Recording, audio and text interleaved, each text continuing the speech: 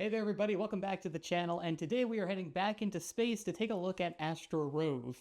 Now, this is the fourth game in the ROVE series put out by Button Shy, designed by Dustin Dobson and Milan Zikovic. Now, last year we took a look at the two sequels that they did to the original ROVE, Aqua ROVE, that was a bit of an evolution to the original game, and ROVE Junior, that was a little bit of a simplified kids version of the game. Now, Astro ROVE is much more in the kind of full-fledged version of ROVE games that's going to add a lot of interesting complexities to that original ROVE formula. Now, if you have never played ROVE before, let me give you a quick idea of what the game's all about.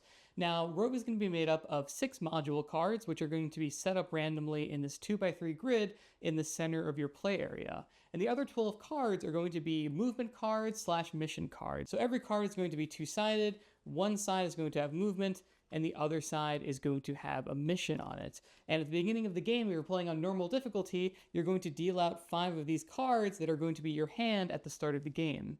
Now, your goal in ROVE is going to be to complete different patterns depending on what mission you have. So at the beginning of the game, you're going to deal out one of these randomly. Now, every mission card is going to have a specific pattern on it. And you're going to see 2 of these are highlighted with specific modules, and 4 of them are going to have these generic white squares. And our goal for each of these missions is to arrange our modules in a way that satisfies this specific mission's pattern. Now, how are you going to move those modules to get them into the actual positions where you need them to be? And that is where the movement cards are going to come in.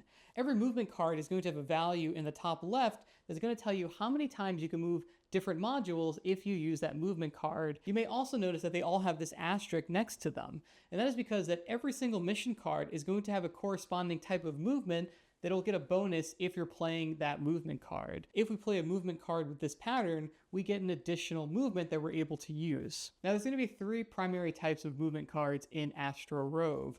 The first one you can see here in this purple color are going to be these different movement arrows with little arrowheads on them. And what that's going to allow us to do is move one of our modules any amount of direction, up, down, left, right, or diagonal. Now, the only main movement rule that we're going to see across all of ROVE is that you always have to have a contiguous area with these modules. You can't like shoot a module off into space and have it be unconnected from the rest of the group. And adjacency in this game is anything that shares a side or a corner. So you have a good amount of flexibility as you start to move these modules around. The second type of movement card you can see here is this little XY axis here. And this is similar to the ones with all the arrowheads, but this one we can only move cards up, down, left, or right. And for this one, again, you're able to jump over cards as long as the ending position leaves you contiguously connected to the rest of the modules. Now, the last one that's going to be the most limited, but you'll notice it usually has the most amount of movement points on it, are going to be these little like closed end movements here. And what these are going to let you do is move one module, one space, up, down, left, right, or diagonal. It's different from these arrowhead ones where you're not able to just move them as far as you want. Each single movement is going to cost you 1 of those movement points. But again, these typically have more movement points available to you, so you're able to move more modules, but just less spaces. So they kind of fill a different area. Now, the other important thing to point out with movement cards is that on the bottom, every movement card is going to have a special movement that you're able to do optionally. You can see some examples here. You can move any module to be adjacent with this module, or you can sometimes swap modules with different specific types. So these are another tool you have as you start to get deeper into the game, and these modules end up being way far away from where they need to be. These special movements give you a nice tool in order to kind of shift things around the map depending on where they need to be. Now, there is one last action that you're able to do here that's going to be your little ace up your sleeve if you really get into a tight spot. And you're going to see that every single module has a special ability on it. And this is going to be a once per game effect where you can flip over this module and it's going to have a different module on the back. And you can never flip it back over. So this is a really interesting decision point in the game where you might get really stuck and you might be running out of cards, and you're able to flip one of these modules over. But once you flip these, you can never flip them back over again. So in theory, if you flip these all over, you're gonna have the same, 6 different modules. But as you start to flip them over one by one, you might be locking yourself out. And the puzzles are really designed in such a way where it feels like it was really thought of. Like if you flip one over, you're going to get into a tough spot where you're gonna have to flip another one over, and you gotta flip another one over, and you can get this like domino effect. But it's a really interesting decision point that you have control of when you want to flip these modules over. So let me give you guys a quick example of how this is going to play out, and we'll try to complete one of these missions here. So this cloak one, I need this module kind of covered on all 4 sides, and then I need this little green module off by itself. Now, because I'm going to get an extra movement if I play the little orange movement card here, I'm going to go ahead and play that. So I'm going to play this as my movement card, and this is going to allow me to have 4 movement, but because I have the bonus there, I'm going to get 5. And you'll notice these different pips on the card where you can set it to that kind of face-up side so that you're able to rotate it as you use more movement. It just helps keep track as you start to move things around. But before I even do that, I want to go ahead and use the special ability. So the special ability of this card is I can move any module to be adjacent with the brain module. So I'm going to say, okay, I want to move this blue one over to this brain. And now I have the remaining 5 movement to do whatever I want with. So I'm going to move it 1, 2. So that's 1 up and then 1 diagonal.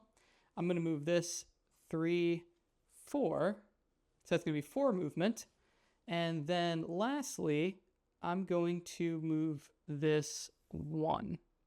And then that's going to be all these movements, and then this would immediately go into the discard here. All right, so now I'm going to play another movement card. I'm going to play this one here. So again, I'm going to get 5 movement because of the bonus. Now there's one other important thing to keep in mind as you start to move these cards around, and that is always looking at the next mission card that's coming up, because this is always going to be visible on the top of the deck. So once I complete this is going to be my next mission. So as I even start to complete my current mission, in the back of your mind, you should be thinking about how you can set things up to kind of help you keep cascading these further and further ahead. And that's kind of where my head is right now, because if I look at my next mission, I want the little blue module and the purple module next to each other. And they're kind of close to each other. So actually, we're in a pretty okay spot right now. But let's go ahead and try to finish our current mission. So I'm going to spend 1 movement to bring this diagonal, and then another movement to move this up 1. And at this point, I have completed this pattern here, right? I have my orange covered on its top, bottom, left, and right, and then I have this little green one diagonal to the bottom piece. I'm just wondering if there's anything else I can do here that would maybe put me in a better position to do my next module here, and I don't really think there is. So I'm just going to say, okay, I'm going to stop this, I'm going to lose the remaining movement, and then this gets discarded. Now at the end of my turn here, I'm going to check if I've completed this pattern, which I have. So I'm going to take the top card of the mission deck, cover it on top of that pattern, and now this is going to be my active mission. And the last thing you're going to do is draw a card from the top of the deck. And you're only ever going to draw 1 card after you finish completing a mission. And with your ultimate goal being to complete 7 of these mission cards, if you're spending more than 1 card for every pattern, you're going to run out of cards, right?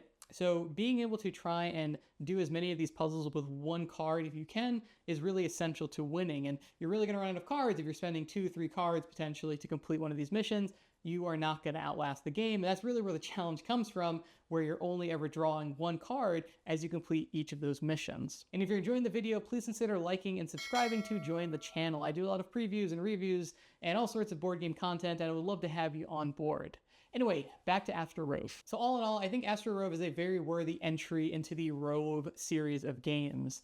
Now, I think that the 2 main features of this game, both being able to flip over modules to have the other side of them and offering you kind of an alternative way to approach puzzles, combined with the new special movement abilities where we're able to swap or make certain modules adjacent to each other, it is a very, very tricky game. You can spend a lot of time staring at this grid and really working out the perfect turn. When you're able to do that, it feels really good.